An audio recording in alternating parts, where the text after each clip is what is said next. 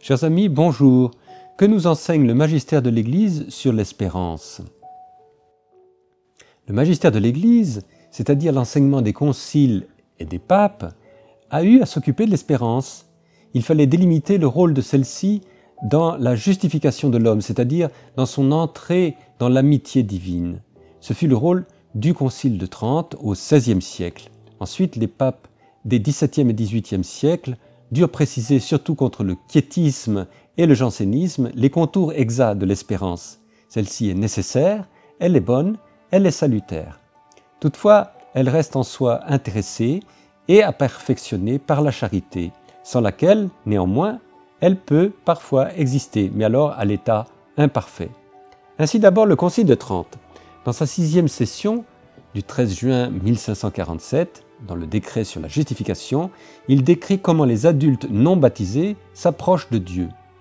Comprenant qu'ils sont pécheurs et passant de la crainte de la justice divine qui les frappe fort utilement, à la considération de la miséricorde de Dieu, ils s'élèvent à l'espérance, confiant que Dieu, à cause du Christ, leur sera favorable.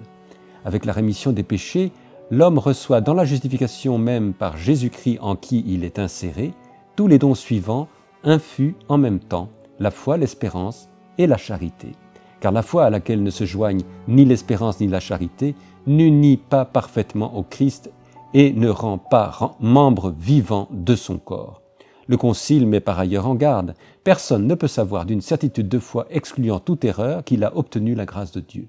On doit se garder d'une présomption téméraire concernant la prédestination, et donc que personne ne se promette rien de sûr avec une certitude absolue, bien que tous doivent placer et faire reposer dans le secours de Dieu la plus ferme espérance. Les vertus théologales, dont l'espérance, peuvent croître, nous dit le Concile, mais cela se demande.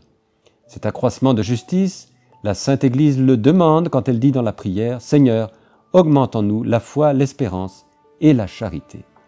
Quant au motif de l'espérance, le même Concile ajoute « Sachant en effet qu'ils sont nés de nouveau dans l'espérance de la gloire, mais pas encore dans la gloire, ils doivent avoir des craintes concernant le combat qu'il leur reste contre la chair, contre le monde, contre le diable, combat dans lequel ils ne peuvent être vainqueurs que si, avec la grâce de Dieu, ils obéissent aux paroles de l'apôtre.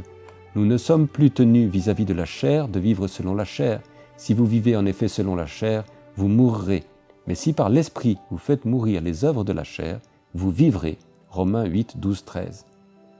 Notez ici, entre parenthèses, que le mot « chair » chez saint Paul ne désigne pas précisément le corps humain, mais plus largement tout ce qui relève du vieil homme, de l'homme déchu, de ses mauvaises tendances. Ainsi le Concile poursuivait « À ceux qui agissent bien jusqu'à la fin et qui espèrent en Dieu, il faut proposer la vie éternelle à la fois comme la grâce mystérieusement promise par le Christ Jésus au Fils de Dieu et comme la récompense que Dieu, selon la promesse qu'il a faite lui-même, accordera à leurs œuvres bonnes et à leur mérite. » Le pape Innocent XI, par sa constitution Celestis Pastor du 20 novembre 1687, condamnait 68 propositions erronées issues de la doctrine quiétiste, notamment celle qui prétendait que, je cite, « l'âme ne doit ni penser à la récompense, ni penser à la punition, ni au paradis, ni à l'enfer, ni à la mort, ni à l'éternité », ou encore que celui qui a donné son libre arbitre à Dieu ne doit plus se soucier de rien, ni de l'enfer, ni du paradis. Il ne doit pas avoir de désir de sa propre sanctification, ni de son propre salut dont il doit expurger l'espérance. Proposition 12e condamnée. Alexandre VIII, dans un décret du Saint-Office du 7 décembre 1690, condamnait l'idée janséniste qu'une œuvre posée seulement ou principalement en vue de l'espérance du ciel était, je cite, « ni droite ni agréable à Dieu ».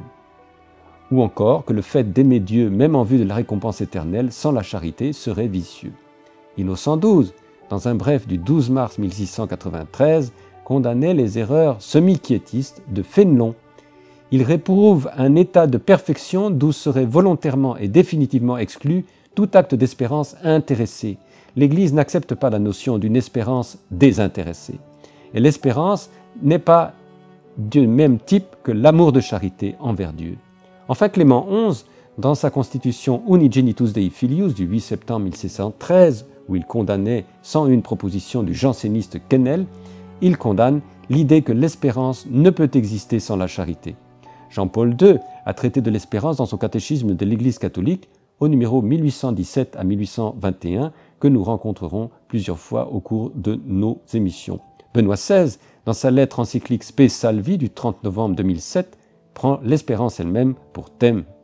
Plutôt que de procéder à une analyse détaillée de ce texte assez difficile, ce qui serait trop long dans le temps imparti, j'ai préféré là aussi parsemer mes interventions d'extraits significatifs de ce document pontifical. À partir du magistère de l'Église, quelles précisions et explications les théologiens ont-ils apportées sur l'espérance? C'est ce que vont expliquer nos prochaines émissions.